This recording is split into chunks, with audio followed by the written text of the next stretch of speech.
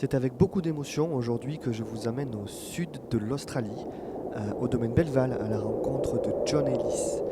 John Ellis, c'est un ancien pilote de l'armée des USA qui est devenu pilote de ligne australien et il aura attendu sa retraite pour réaliser son rêve, celui de devenir vigneron.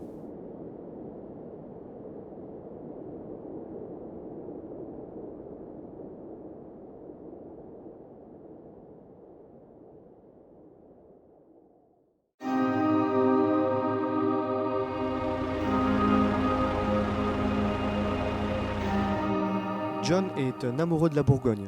Il a décidé de planter sur son domaine des pinots noirs et des chardonnays, mais également des pinot grigio et des nebbiolo parce qu'il adore les cépages du nord de l'Italie. Il a planté le tout sur un terroir volcanique dans un climat frais et très humide.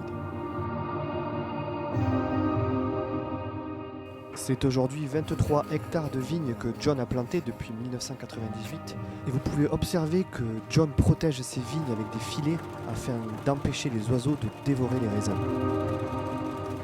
Je vous parlerai de John et de ses vins plus tard. En attendant, je vous laisse apprécier les images de l'élaboration d'un vin chez John et vous allez voir, ça se passe avec beaucoup d'amour.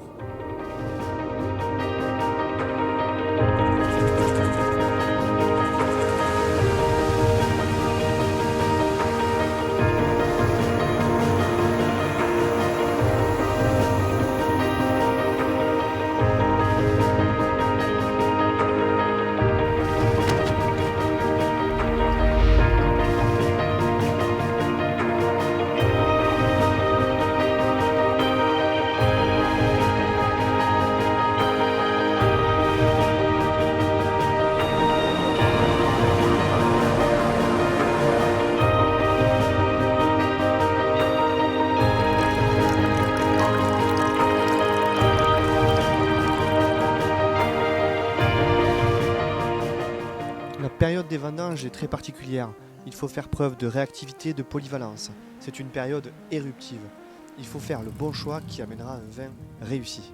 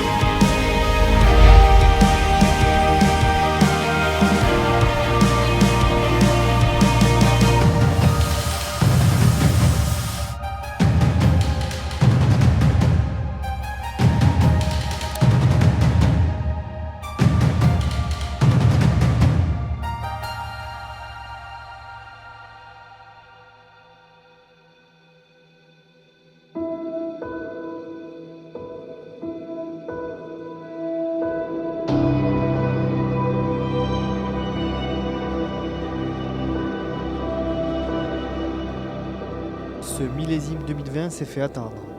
Nous avons vendangé 3 semaines après les prévisions pour obtenir la maturité voulue. Désormais, les vins ont tous fermenté et se reposent en fût. John va surveiller son vin et l'élever jusqu'à ce qu'il soit prêt à la mise en bouteille. Ce millésime 2020 s'annonce très bon. À la première dégustation, il arborait déjà une très belle fraîcheur, un fruit bien croquant et des notes florales émanées de ce superbe chardonnay.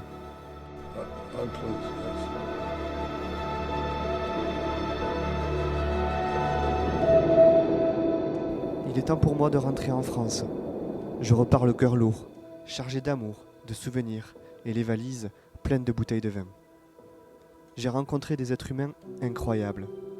Ce genre de rencontre improbable, essentiellement basée sur le partage, le don de soi, l'entraide et l'amitié.